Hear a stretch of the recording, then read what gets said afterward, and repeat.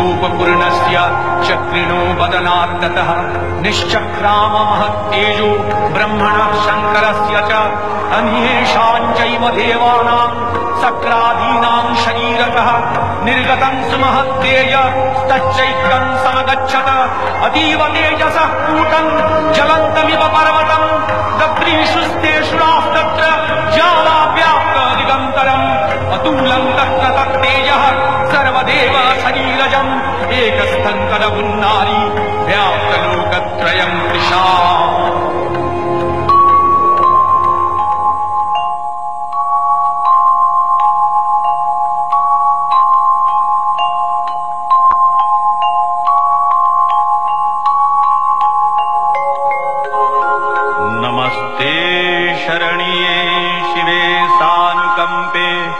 नमस्ते जगद्व्यापिके विश्वरूपे नमस्ते जगद्वन्द्यपादारविन्दे नमस्ते जगत्तारिणि त्राहि दुर्गे नमस्ते जगच्चिन्त्यमानस्वरूपे नमस्ते महायोगिनि ज्ञानरूपे नमस्ते सदानन्दनन्दस्वरूपे नमस्ते जगत्तारिणि त्राहि दुर्गे अनाथस्य दीनस्य कृष्णातुरस्य क्षुधार्तस्य भीतस्य बद्धस्य यञ्च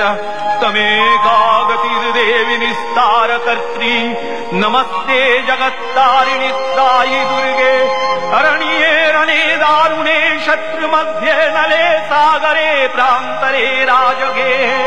तमेकागतिर्देवि निस्तारहेतु नमस्ते जगत्तारिणि त्राहि दुर्गे अपारे महादुस्तरे तियन्तघोरे विपत्सागरे मज्जतां देवभाजां तमेकागतिर्देवि निस्तारणौका नमस्ते जगत्तारिणि त्राहि दुर्गे नमश्चण्डिके चण्डदोर्दण्डलीला समुत्खण्डिता खण्डला शेषभीते तमेकागतिर्विघ्न सन्दोहन्त्री